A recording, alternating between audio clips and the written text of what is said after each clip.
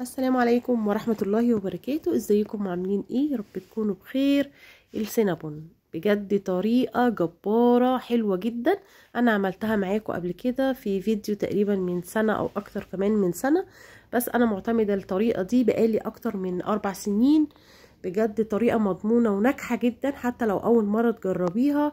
يعني ما اعتقدش ان مفيش حد بيحب السينابون. تحفة تحفة بجد، كانت طرية وهشة بمكونات بسيطة وسهلة جدا. يلا بسرعة نشوف المكونات معايا عبارة عن ايه. هعملها ان شاء الله معاكم مش في العجان ولا حاجة، هعملها على يعني بالطبق عادي، العجن عادي خالص من غير عجان. اول حاجة معايا كوباية من اللبن او الحليب، عليهم معلقتين كبار من السكر، سكر عادي، عليهم معلقة كبيرة مليانة كده هرمية من الخميرة الفورية. دي انا هخلي الخميره بتاعتي تتفاعل، وبعدين هنشتغل على طول ببقيه المكونات. هنا هنزل عليها ببيضايه. انا الكميه اللي هعملها حوالي نص كيلو من الدقيق. تمام، ما تحاوليش تكتري في البيض علشان ما تقلبش معاكي بحاجه تانية او طعم مختلف. طبعا بيض يبقى اساسي، معاها شويه من الفانيليا او رشه من الفانيليا. تمام كده، انا سبت كده المواد السائله لوحدها، و هسخن شوية من الزبدة، عبارة عن ربع كوباية من الزبدة، وهنزل عليها على طول على المكونات بتاعتي. تمام كده، خلصت المواد السائلة وهخليها على جنب، وهبدأ بقى في المواد الجافة. اول حاجة هجيب الطبق بتاعي وهنزل. لازم ضروري كل ما بستعمل دقيق بقول لكم لازم يتنخل كويس قوي علشان الهواء يخرج منه او يدخل كمان معاه، وفي الحالة دي بيخلي الحاجة معايا هشة جدا وحلوة. هنا على النص كيلو من الدقيق اديتها معلقة كبيرة من البيكنج باودر ورشة من الملح. المكونات كده هبدأ انخلها نخلة حلوة. مهم جدا والله موضوع انك تنخلي الدقيق، بيدي هشاشة كده للمخبوزات او للكيك او لأي حاجة انت بتخبزيها. تمام كده، قلبت بقى هنا المكونات، ويلا بينا نبدأ بقى ايه في عملية العجن. قبل ما نبدأ في عملية العجن هنا بحط معلقة كبيرة من الزبادي او لبن الزبادي. دي بتديها طراوة بقى وطعم بجد يعني تحفة جدا. طبعا بعد ما دوبتها كلها على بعض نزلت عليها بقى بشوية شوية كده من الدقيق. الدقيق زي ما اتفقنا يا جماعة مش بحط دفعة واحدة، علشان دي قاعدة عامة، في دقيق بيشرب سوائل وفي دقيق لا. استبعدت طبعا المضرب وبدأت بقى بإيدي كده ألم العجين. أنا عايزة العجينة بتاعت السينابون بتلزق شوية، مش بتلزق يعني مش عارفة أخرجها من الطبق، لا أنا عايزاها طرية، لأني أنا هفردها على دقيق بعد كده، فبالتالي بتكون معايا مش مليانة دقيق وتبقى طرية قوي معايا. وهو ده نجاح السينابون. نجاح السينابون العجينه ما تبقاش طالعه معاكي من الطبق ناشفه، لا انا عايزاها طريه وفيها بعض كده شويه من اللي تبقى ملزقه شويه كده في ايدي. تمام، هنا خلصت العجن بتاعي، هغطيها واسيبها بقى في مكان ضلمه، ويا ريت يكون مكان دافي شويه علشان تخمر، عشان احنا كمان في السقعه فبتطول شويه. تمام، انا سبتها هنا حوالي ساعه. تمام، يلا بقى بينا نعمل الصوص بتاع السينابون الجبار. اول حاجه معايا نص كوبايه من الحليب، عليهم نص، يعني بصي انا موضوع السكر ده يرجع لك انت. يعني انا حطيت هنا حوالي 4 معالق كبار من السكر، عليهم معلقتين كبار من اللبن البودرة، عليهم رشه من الملح، وعليهم كمان مكعب 6 مكعبات من الجبنه الكيري. يعني لو مش حابه الجبنه الكيري، في الجبنه الكيري السايبه هتقضي الغرض، في الجبنه المثلثات بس تكون نوعيه كويسه علشان دي هتديكي طعم كويس للصوص بتاعي.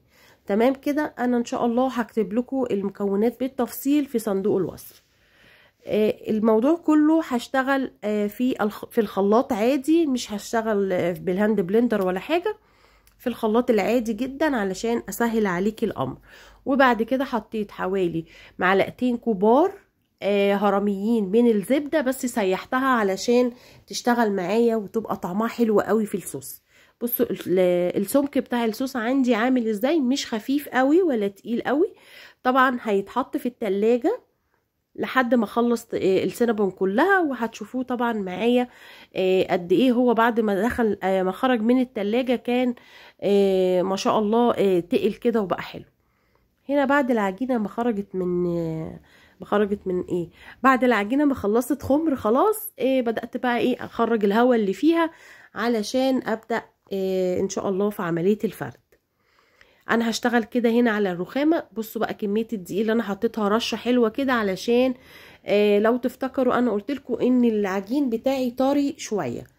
تمام كده. هنا حطيت شوية كده على الرخامة، وبدأت بقى ايه افرد العجين بتاعي شكله مربع على قد ما قدرت، يعني فردته بشكل مربع علشان اعرف اوزع طبعا بقية الحشوات بتاعة السينابون.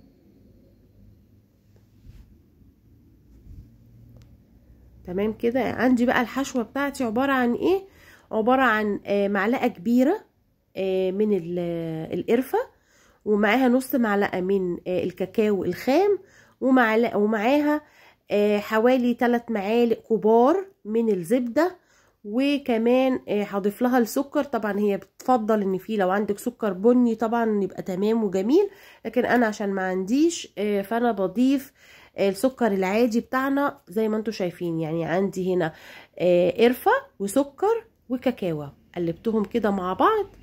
وبعدين هبدأ بقى ايه اغلف العجين الاول بالزبدة، وبعدين ارش عليها الخليط بتاعي. تمام كده. لحد كده سهلة قوي وبسيطة وما فيهاش اي حاجة. عايزة اقول لكم نص كيلو من الدقيق عمل لي حوالي 12 واحدة يعني، وكان بالحجم اللارج كمان، مش اي حجم. هنا الزبدة بتاعتي مش عايزاها سايحة قوي، انا عايزاها يعني ايه تبقى زي ما انتم شايفين كده قدامكم، علشان حابة ان هي تكمل تبقى سايحة اكتر او تسيح اكتر في الفرن. دي بتدي نتيجة افضل يعني. فردتها كلها زي ما انتم شايفين، وبعدين هنزل بقى بالخليط بتاعي اللي هو السكر والقرفة والكاكاو. لو انت مش حابة الكاكاو ممكن تستبعديه، او لو انت مش حابة القرفة ممكن يبقى سكر وكاكاو بردك تمام. بس هي طبعا سينابون يعني قرفة، فالموضوع كله يعني تعلق بالقرفة. تمام كده. هنا هفردها كده زي ما انتم شايفين، وبعدين هضغط عليها كده بالفرشة علشان اتأكد ان كل القطعة بتاعة العجين بتاعتي متشربة بالخليط بتاعي. لحد كده سهل جدا وبسيطة. انا عندي الولاد بيحبوها جدا، فدايما بعملها يعني. يلا بقى نبدأ في عملية الرول. هنا همسك كده بالراحة كده واحاول اعملها رول ضيق، يعني اضغط كده بالراحة خالص علشان الرول بتاعي ما يفكش مني في الفرن. تمام كده.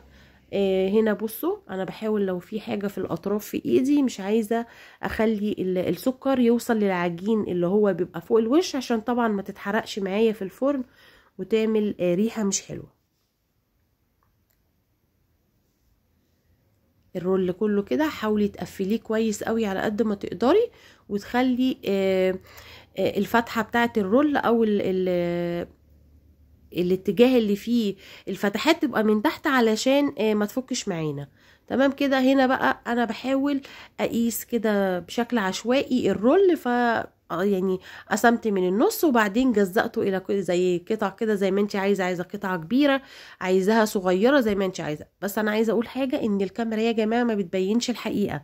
يعني انا القطعه اللي قدامكم دي قطعه مقاس لارج لو انت هتجيبيها من سينابون، مش صغيره زي ما هي باينه كده في الكاميرا يعني. فدايما التصوير مش بيبين الاحجام بحقيقتها يعني. هسيبها بقى تخمر لحد ما تتضاعف حجمها، وهوديها على طول على الفرن. هي ما اخدتش 10 دقايق، عايزه اقول لك هي 10 دقايق بالظبط كانت خلصت معايا. ما تحاوليش تزودي الفرن عليها، او ما تخليهاش حامي الفرن يبقى حامي قوي عليها، لا انا عايزاها على طول اول ما تبدا كده تنتفخ معاكي وتاخد لون من تحت كده خلاص تمام قوي عليها. دي طبعا بعد طبعا ما خرجت من الفرن. بصوا الجمال ما شاء الله. ده الصوص اللي انا كلمتكم عليه. بصوا قد ايه هو ما شاء الله بقى متماسك وحلو جدا. وطبعا بعد ما بتخرج على طول من الفرن ببدأ بقى ايه اقدم السينابون، لانه انتوا عارفين طبعا السينابون يعني يفضل ان هي تتاكل وهي لسه سخنه. بصوا بقى الحلاوه والجمال. حطي بقى الصوص اللي يعجبك، حطي الصوص المفضل بتاع السينابون. انا عندي هنا كراميل، وعندي صوص شوكولاته بردك، زي ما تحبي اللي انت حباه. عادي جدا مفيش مشكله. انا حطيت في كيس حلواني صغنن كده، وبدات بيه ايه ازوق زي ما انا عايزه. وشويه بقى لو عندك مكسرات تمام، ما عندكيش عادي جدا مفيش اي مشكله. كده خلاص. شايفين الجمال؟ بجد سهله قوي يا جماعه وبسيطه. جربوها ان شاء الله تعجبكم. كده انا خلاص خلصت الفيديو، وان شاء الله تعجبكم. لو عجبك الفيديو ما تنسيش تضغطي لايك. لو اول مره تشوفيني ما تنسيش تشتركي في القناه وتفعلي الجرس على الكل علشان يوصلك كل اشعار جديد انا بنزله. اشوفكم في فيديو تاني، والسلام عليكم ورحمه الله وبركاته.